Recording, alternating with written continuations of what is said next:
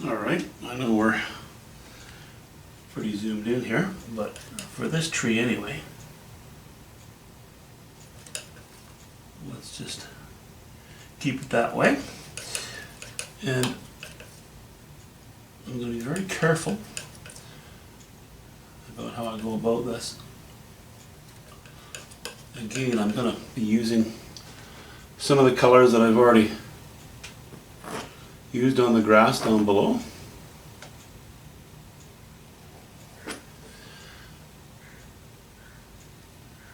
You know, sort of greenish, a little bit of burnt sienna. The green I'm talking about really will come from a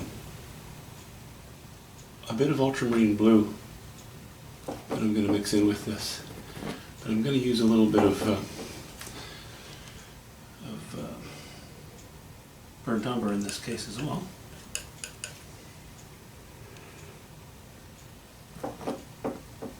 I'm not going to try to be careful not to go too light right away. I'd like to reserve that for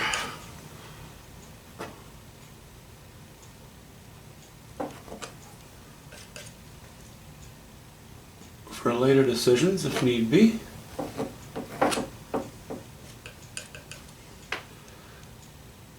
So even though these are going to be represented as yellow trees, the dark side of them, the shady side, is going to be still darker than the bush that's behind it.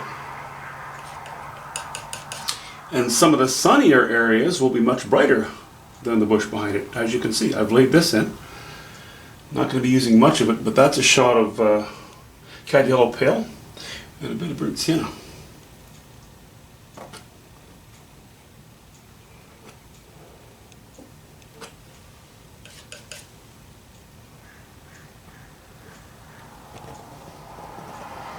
And even though the sun is coming from the top, I don't want the edge of this tree to be the highest, the brightest light, because it goes up and over, it recedes. We want the closest uppermost areas of the foliage to catch the light.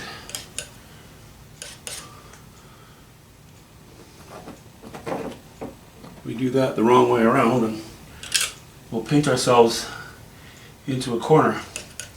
Or is that out of a corner? Something along those lines anyway. Okay, I'm just going to throw a little bit of yellow ochre in there now. And try to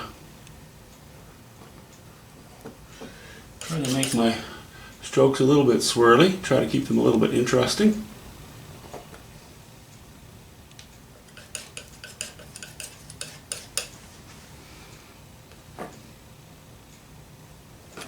Oops.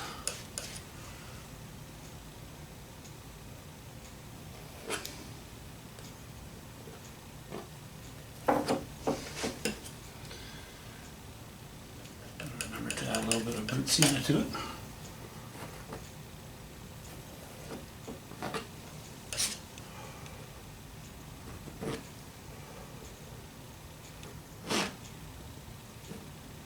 It's okay if some of these edges are a bit hard. I don't want them all hard though.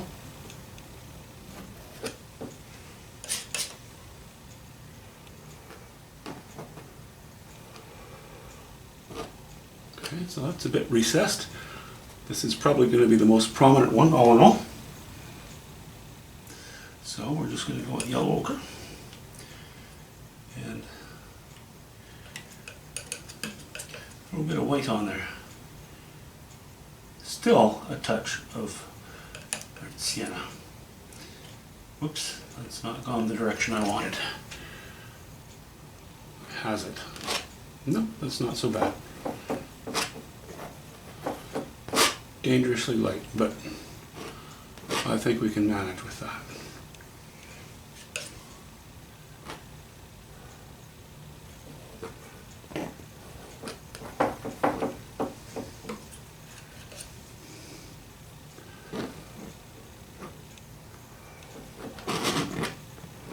Trying to keep some variety in there.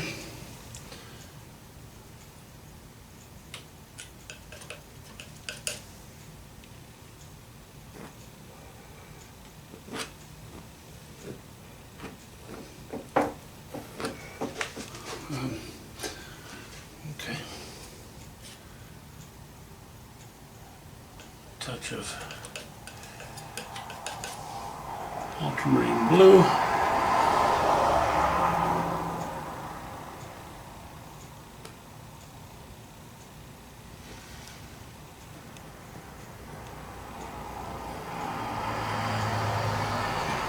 Probably going to let a fair bit of, or try to let a fair bit of the underpainting show.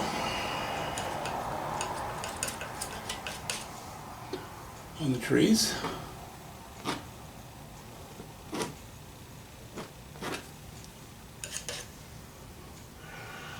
That will help to keep it fairly interesting, I think.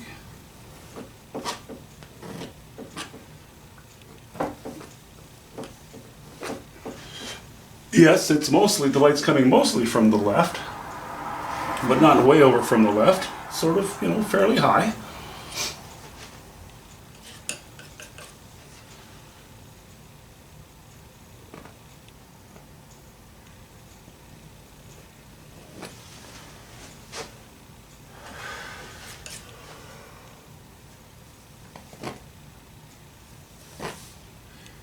I'm kind of pushing my luck because the tree that I'm painting right now is arguably the most important tree regarding the focal area. And often I'll just pick a tree off to the side a little bit because I can afford to make a little bit of mistake and just kind of get used to the strokes that I'm going to be using. So I guess I am pushing my luck a little bit, but then, you know, what's life without a bit of gambling, eh? A little bit of messing around. Okay, we'll go back to a little bit of darker stuff here. I touched the cobalt blue by accident. I don't want that.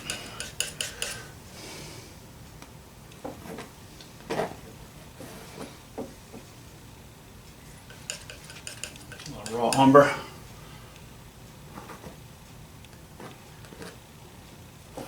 A little raw umber and back into the cobalt blue.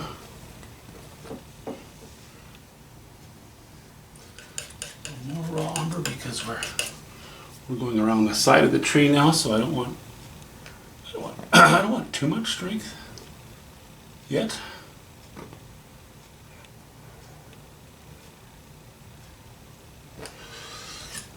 Bit of a lower branch there. Now that's going to, this branch is under thing. We can keep that toned down. Now I'll grab a little more yellow ochre and we'll go back onto this one.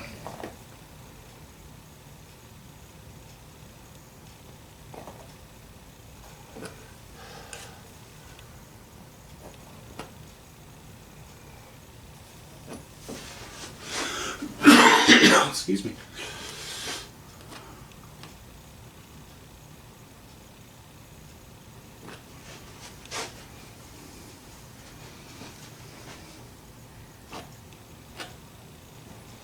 All right.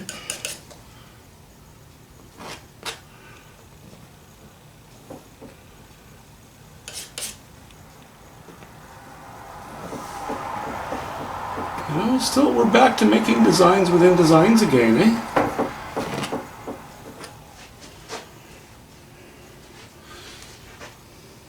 Okay.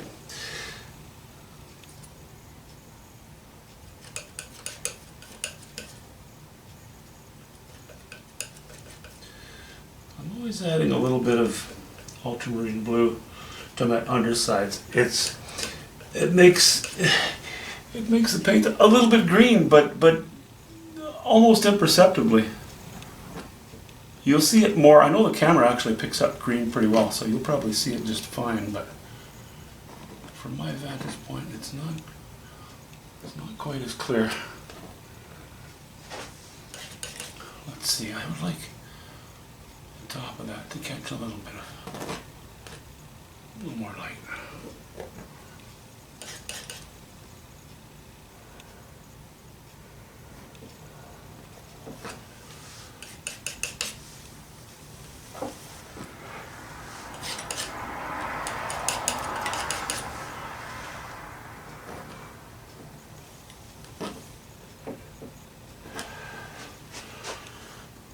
Okay.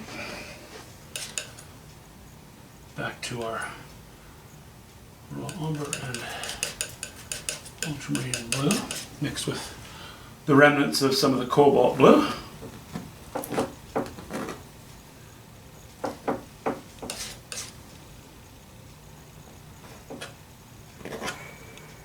Oops. Some hard lines are okay. I don't want, if the lines are going to be hard, I don't want them straight. Because straight hard lines, nah. That really they draw too much attention to themselves.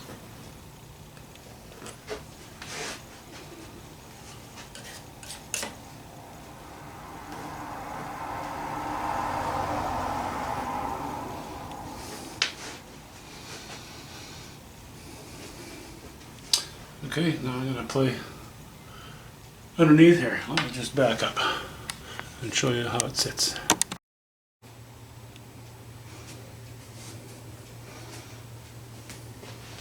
Okay, so you can see I have a lot of, am I even recording? Oh yes I am. I have a lot of the underpainting show through.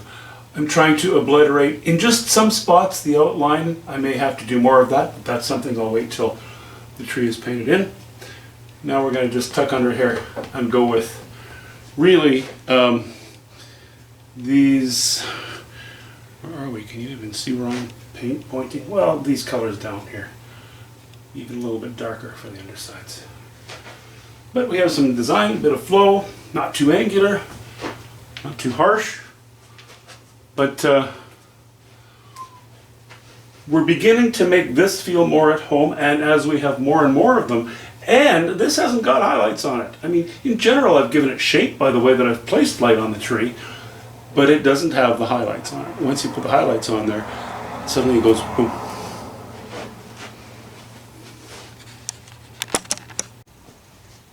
So I grabbed a ladder and painted, leaned it up against the trunk and painted, you know, the underside of this tree. Just easier to get at if you're up close to it. Anyway, I did that, and I thought, you know, I was planning on having almost all of these trees having quite pale trunks. And I changed my mind because some will, some won't. It's going to vary from trunk bottom to trunk top, obviously. But these ones, I felt, no, I'm in front of gray here, I'm beside gray here. I think what I'm going to do is just use a little bit of this burnt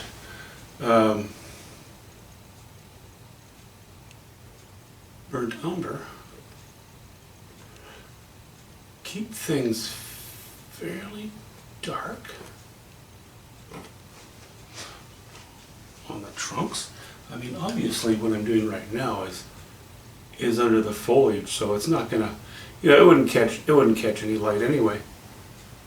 But it still needs a bit of color. You gotta give it a bit of color.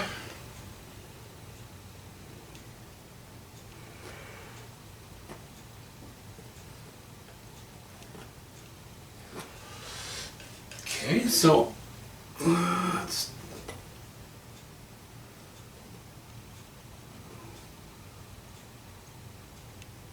keeping it dark. You know, I don't mind if that ultramarine blue shows itself. It's fine with me.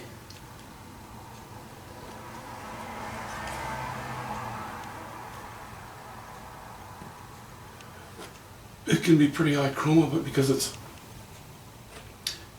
in the shade,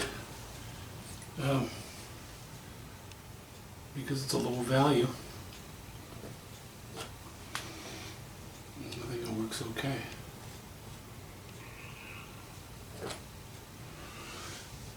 Now I'm going to hop back to this one, because I'm going to allow that tree to stay completely in the dark. The entire trunk, you know, it's got this tree standing in front of it. The whole thing is in the shadow.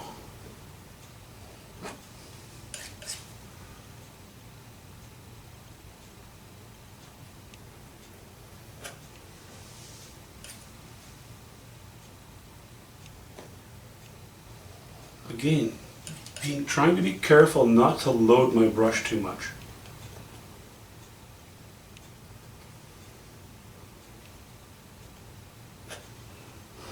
Okay. I think we're still doing all right.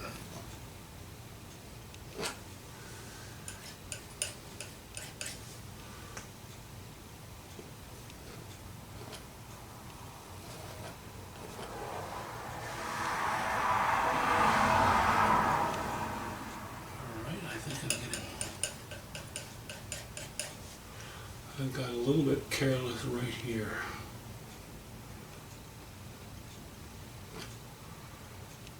I'd have to use a brush to fix that a little bit. It's okay, I know how to use a brush. I have used one before.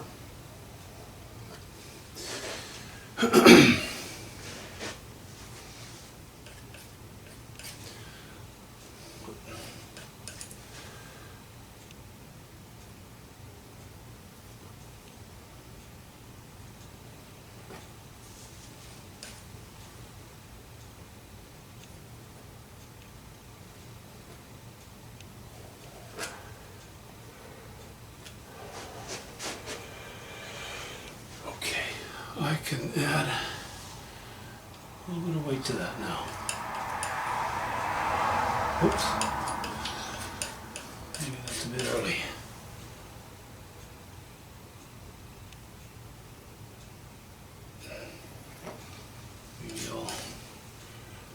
Maybe I'll do this first. Do the shady side. Yeah, okay. Now we throw a bit of white in there.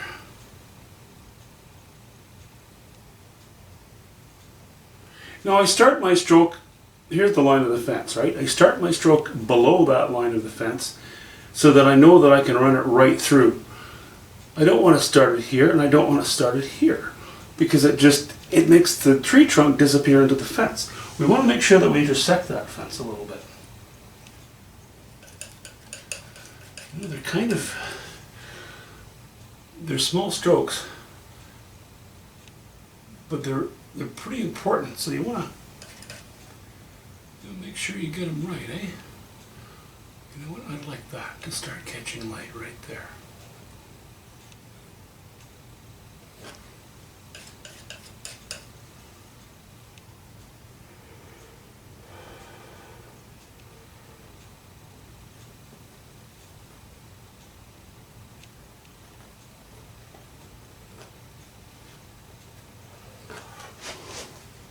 So that it's not a it's not a white trunk. It's not the silvery white of a birch.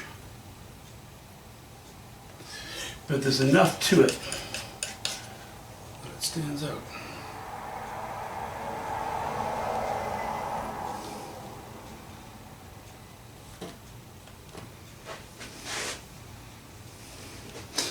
Okay, just a little more white.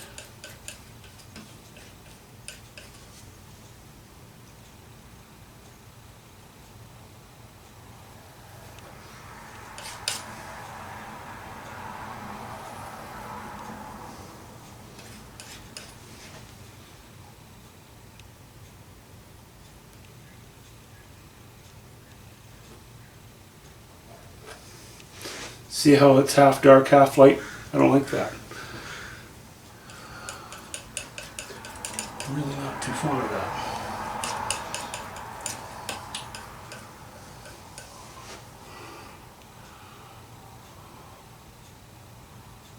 I'm going to try to get that light a little over halfway, because the sun is behind our left shoulder. It's not directly to the left, it's behind our left shoulder.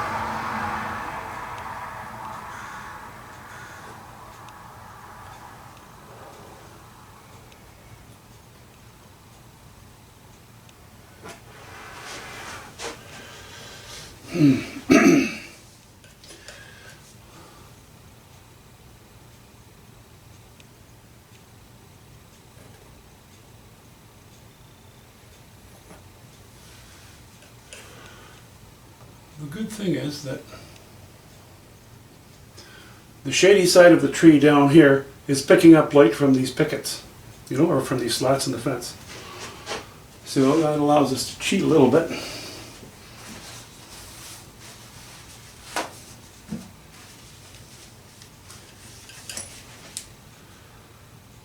Okay.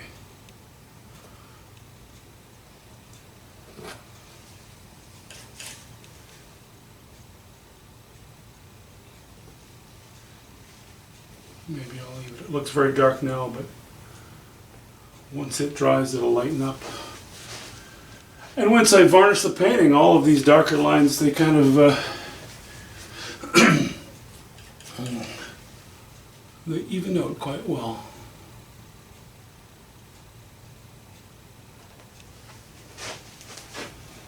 You know, I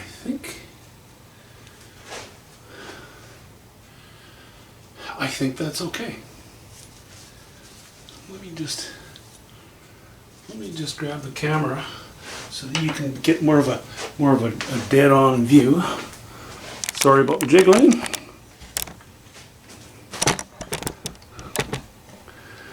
There, and there's something I like about that little scene now. I've gone a bit bluish gray with that trunk.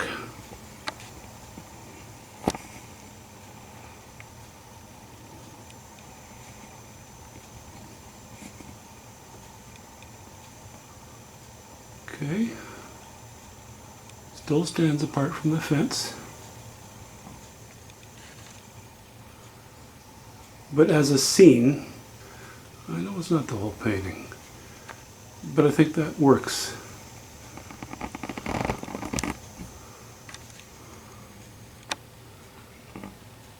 So yeah, had